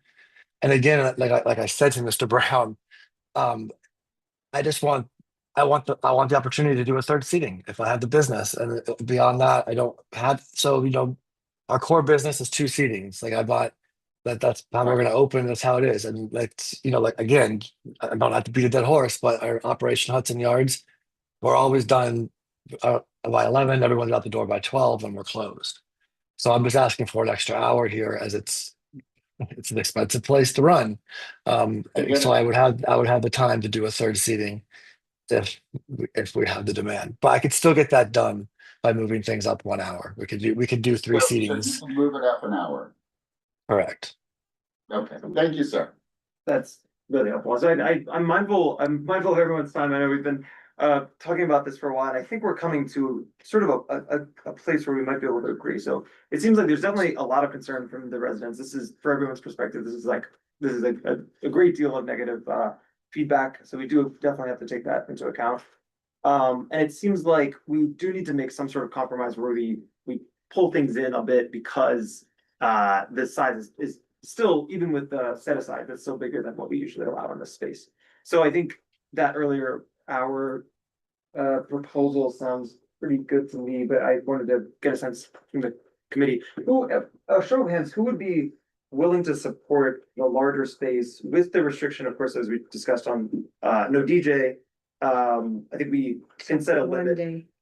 We can decide on no DJ. Yeah, I think You can give me a limit. I could say X times per year. I could have a DJ if you want, or I'm fine to get rid of it at all. Either way. But Sorry, assuming I'm not gonna talk. assuming the DJ, so I would tend to say like we might want to go with no DJ, just to have a little more of a compromise. We can. I want to see what the committee thinks. But so like assuming no DJ or one DJ night, restrictions on ticketed events, and some of the things they mentioned around we had like security. I think we can add something around that. Would people be comfortable supporting it if everything was an hour earlier? So it would be last seating at 11 p.m. Monday through Thursday, and then last seating at midnight. Are you saying like instead of doing a deny and less with that? Like, because I think that Deny, exactly. Deny. It would be a deny and less affidavit. Yes. Oh, so we're choosing between deny and less. Exactly. Okay. Would you be willing to support it? So deny unless all those things were true and the hours were essentially 1 hour earlier. So it would be last seating 11 p.m. and that would close things down around midnight during the week. And then on weekends it would be midnight and then roughly 1 a.m. And Seth, could you clarify, just in case anyone's not familiar, what deny and less means? Yes, yeah. So for those who aren't familiar, basically what that means is we have these stipulations, right? We have asked that they agree to these earlier hours, no DJ, things like that. And then if the applicant agrees to all that and they sign the affidavit, it's essentially a no comment, which is a sort of an optimal outcome for the applicant. If they don't agree, then our recommendation to the SLA is a deny. So that is. I have a question. Yeah. So I mean, to me, it's a little confusing, last seating versus the closing time. And I mean, I see that we ourselves are inconsistent sometimes. Sometimes we highlight the closing time, sometimes it's the last seating in our stipulations. So if we could make it, I mean, this is something we should work on as a committee, what it is that the language we're gonna use, like closing by 12 with last seating an hour before, or something like that. I think, I mean, if I were a resident of that area, I would want to know not when the last seating is, but when the closing hour is. Yeah. So, That's a really good point, and it's something that we're gonna discuss as part of the restructuring, but essentially, I agree that we can, that's only true in the RLA area, right, that we use the language around last seating, as well as the BCRLA, the other restricted area. So we could, though, we're free to add, that stipulation. So I agree, like it's basically 11 PM during the week and then stipulating a close time at midnight, rather I than. mean, if Brandon were to do the last show or last seating at 11 and a show, I don't know how long your shows are. I'd ask for a 90 minutes to get people out. 1 hour is kind of quick to have dinner and get in and out. So the last seating is fine, but I think just to say if we're gonna put a closing time in, just being candid with you, if we put a closing time in, I think 60 minutes after the last seating is a little tight. Yeah, I agree with that. I agree with this, boss. Can we say 12:30? So we have the last seating. Yep. Would it 10:30 last seating, like midnight closing work, or do that?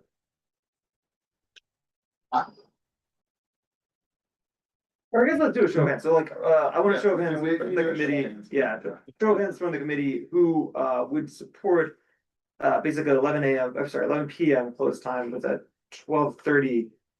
Sorry, 11 last seating with a 12:30 close time during the weekends, or then it would be a midnight last seating, 1:30 close time on the weekends. Raise your hand if you would support that. There seems some disagreement online. Could we have, Catherine, if you could speak to that? And then I think I'd like to hear from Zona. It looks like you didn't raise your hand too. I just curious to hear your thoughts. So Catherine first.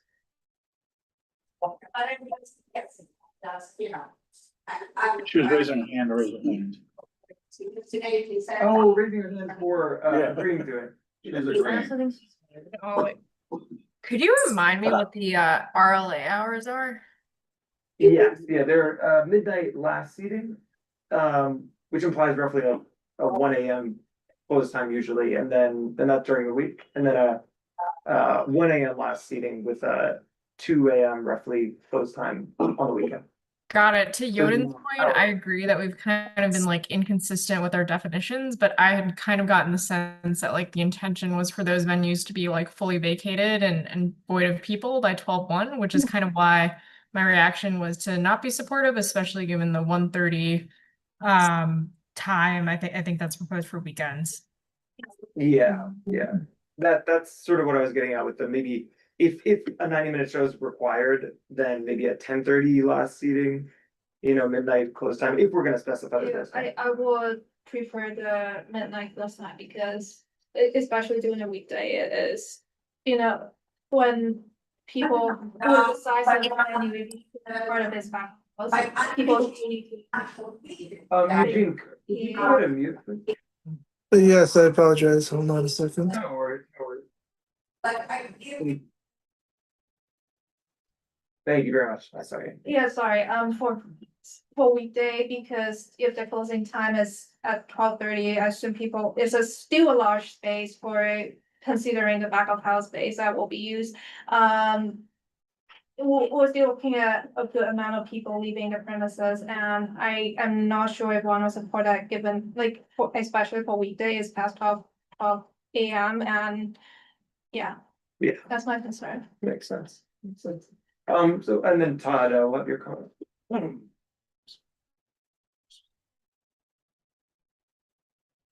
Todd, I think you're still muted. Can everybody hear me? Yes, you can. Okay, so if the sentiment of the board is such that in spite of the strident opposition, they've convinced us that they're more like a hotel, then what I would say, and really, if we're going to permit this to pass, then we should insist that they stick with the rest of the RLA conditions. Because really, we are, if we do consider that stepping in, what was the name of the other restaurant? Lobster, help me here. Burger and Lobster. Burger and Lobster. Okay, Yeah, so the neighborhood is overwhelmed by the size and scope and loud nature of so many of the establishments. So in effect, if we're going to allow this to replace the lobster place, right, then we shouldn't, and if they're willing to abide by the same hours and all of our other standard stipulations, I think I would be okay to support it and get rid of the DJs. So we're then treating that. The only other thing I would suggest is something equivalent to what we did for the movie theater, because the problem is, you know, the large numbers, we're willing to overlook the large size because after all, we did have the lobster place, but why not do something similar to what we did for the movie theater? Have them, you know, do something, whether it's a staged withdrawal where they're dumping people out onto the street in increments at different hours. So it's not all at once late at night, which we know is a problem. So Seth, you were on the board and the committee when we did that. Let's run that. I understand that it's very expensive and they've got their high rent, but as much, if we are going to approve it, let's use our moment of leverage to try to be consistent with what we've done. I hope that makes sense to everybody. So thank you, Todd. So that makes sense. So just to clarify for everyone, that would mean some sort of staging, right? So basically if we have a 10:30 glass seating, that's only for a portion of the space, right? And then we say you have to sort of shrink it down to a certain size by a certain time of night. So maybe we close down the cellar at a certain. Yeah, that's what I was saying, is if they close down the lounge. Because they have the lounge downstairs, right? And then it has, so they shut down the lounge first, right? Like, let's say a half an hour after last seating. Right? Because like, it's for people either after dinner, but if you're in the last seating, you're not gonna drink after dinner. Yeah. Todd, with all due respect, and I know that you are a slave to consistency, and I sometimes respect that, but I heard very loud and clear from the community what they wanted from the hours. I thought the gentleman, Mr. Brown, made a very good proposal. And if we are just sticking to what our stipulations are, then the hours are longer. And it's not consistent with what I just heard everybody from the community say. I'm not in favor of that. I would rather have the hours that we just previously discussed and leave it at that. Let's keep it respectful. Yeah, I see what you're. I'm a good judge of being respectful. Thank you, Seth. So I think, okay, so I think there's a couple of things. One, well, I guess let's do a show of hands now. Who would be willing to support it if it's a 10:30 p.m. last seating, midnight close time, and during the week, yeah, and then sorry, what is it? A 11:30 and 1 a.m. On the weekend. Yeah. Please raise your hand if you would support that. Yeah. As is. Okay, so it does look like we have a majority for that. So I think we'll go ahead with that. And then I think let me know if you disagree, but I think what we heard on the other stipulations, just to make sure that we're, you know, doing the compromise that we discussed. First, no GJ. I think we can do no versus 1 a year, but let me know if you disagree. And then Let me see. And then there was we wanted to add something on security. We have all our normal stipulations, including trash disposal, things like that. And then we can add a stipulation regarding traffic management. Any of those, does anybody disagree with any of those? Did not want to add the restriction. And then the final thing that I wanted to discuss, I think what we can wrap up here, is ticketed events. So, how many ticketed events per year are you essentially requesting, Brendan and Donald? So there's about 25 to 30, I would say. Okay. But that's, yeah. It's often some of them are twice in one night. That makes sense. Gotcha. There's two shows per evening. I just wanted to point out one thing when we say this last seating. With the exception of this Christmas show, it's reservation based like another restaurant. So we're not dumping everybody out at the same time. Some people might have a reservation at 9:30, some might have 10, might have 10:30. It's not like we're seating 200 people for our last seating at 11 a.m. and dumping them all out in the street at 2 a.m. I just want to make sure that's understood. I just Yeah. want to be able to take reservations up to that point. The Christmas show's a different story. That would be everyone will be seated at once. But again, that's just just the holidays. The I got a rest of the question. year. I got a question. Can you hear me? Okay. I can Go hear. ahead. So, given the nature of the space, what's the total square feet? Was it 13,000? I think it was. And that's Give including everything, not But you have a stage there. You have space that can't really be used for whoever's visiting the restaurant. How much space is there for the actual restaurant space? Because you have a lot of like exempt space. You have a kitchen, you have a dressing room, you have a stage that nobody's going to sit at, and there's no dining room tables on the stage. There's probably a coat check. How much stage is actually there for the patrons, and what's the capacity of the place?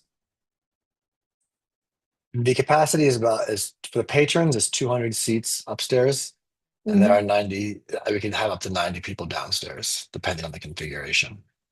It's about 290 altogether in a 13,000 square foot space. I mean, typically a 7,000 square foot restaurant holds about 300. It's about the equivalent of that. So everybody's a little bit concerned about the square footage, but if you really analyze it, uh, it's not really a lot of the space is not being used for restaurant space and to seat that many people. 13,000 square feet for 300 people is not a lot. And I think Agreed. that we should have to be realistic, and anybody that's post-pandemic is trying to open up a restaurant in the city, we should really be applauding this gentleman and helping him to open it rather than to chopping him up. That's my opinion. And I think Yeah, I think we're aligned. that, we're negotiating over 10:30, 11 o'clock, 11:30. Nobody really eats past 11:30, 12 o'clock. Everybody's is concerned about their diet in Manhattan. Nobody's sitting down to eat at midnight.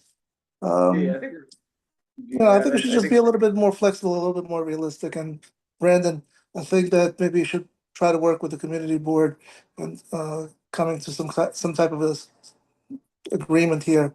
I understand everybody's concern, but I think that the way this business will flow is after the people leave.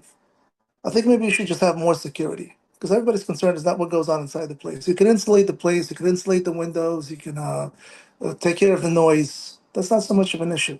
It's really what happens when 290 people, if there are 290 people, all step out of the restaurant at the same time. Okay. And I remember clubs like, when back in the day when there was a 13,000 square foot club, it wouldn't hold 290. It would be like maybe like 600 people. When they stepped out into the street, like the limelight, yeah, that was an issue. That was a problem. I think this is a little bit different, and I think we should all realize this.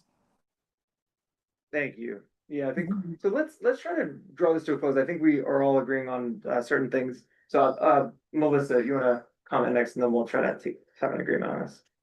Sorry, this is a clarification question, but if we're in comments, I could. This is mostly, I think, for you, Seth, just around clarifying inclusion of both the last seating time and the closing time, particularly as we're thinking about the RLA conversation coming up in the next meeting.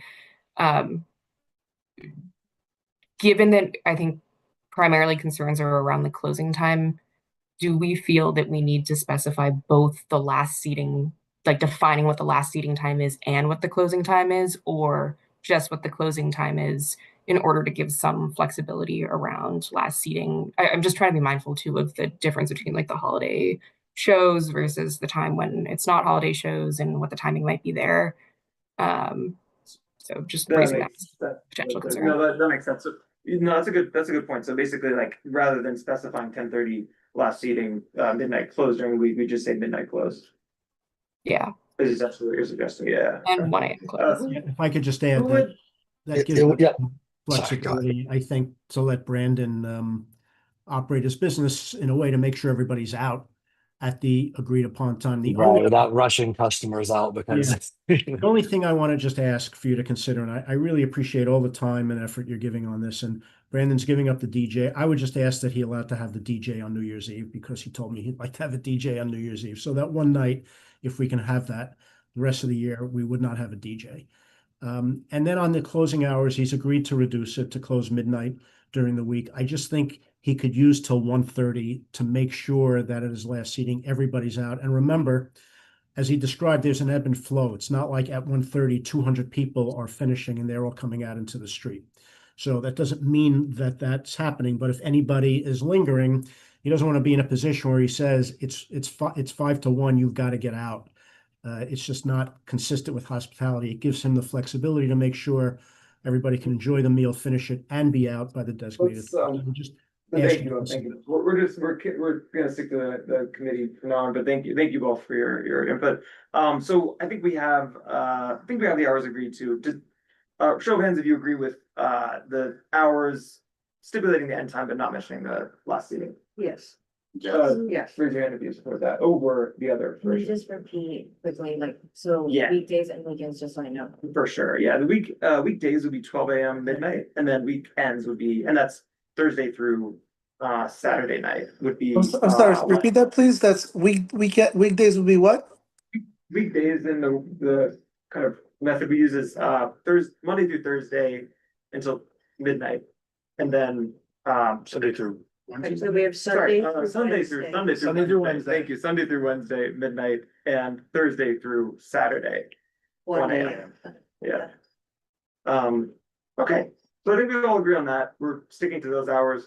No DJ, I think that who supports no DJ over one DJ? Raise your hand. If you support no DJ instead of one DJ. Do you mean one, like on New Year's? The one Yeah, New Year's exactly. Eve. Yeah. Which are you asking? for? If you support no DJ at all, like instead of the one, raise your hand. Okay, so it sounds like we're okay with the one night, and then and I think the rest is not controversial. The last thing is ticketed events. Are we comfortable with 25 to 30 a year? That's roughly 5 a week during the holiday season. If we're doing the math right, it's like 6 weeks. That's roughly like 4 or 5 a week. Raise your hand if you're comfortable with that. Sounds like we're. I think I'm a little confused as to what, this ticketed events are like only a- the holiday exactly. season? Exactly. Yeah. Sorry, it's like 4 or 5 a week, I mean, like During the 6 weeks. event, 4 or 5 events, not per night, but not like 4 or 5 nights. 4 or 5 events. Yeah, I'm not sure. Yeah, exactly. But there are Do we want multiple fewer? showings a day, but it's 4 or 5 nights a week. Yeah, that includes Yeah. per day, right? Just. And that's the what 4 I- or 5 yeah. night. My question, Seth, just quick, and the ticket events include dinner, correct?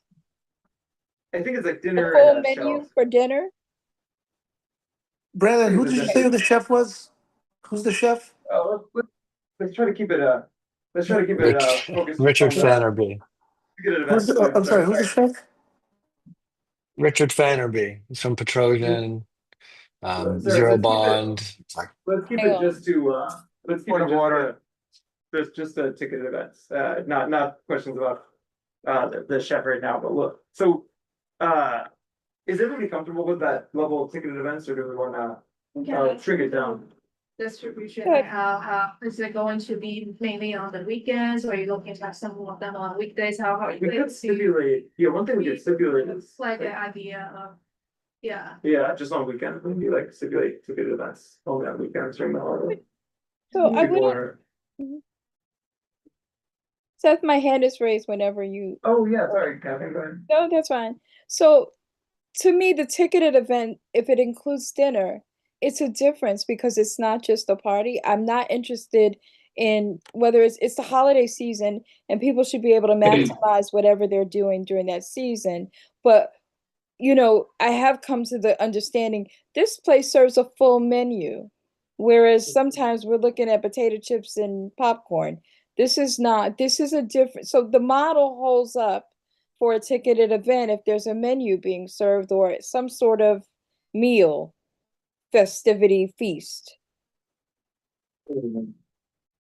Thank you, Catherine, yeah, that makes sense. Todd, and then we'll go back to the room. Did I hear my name called?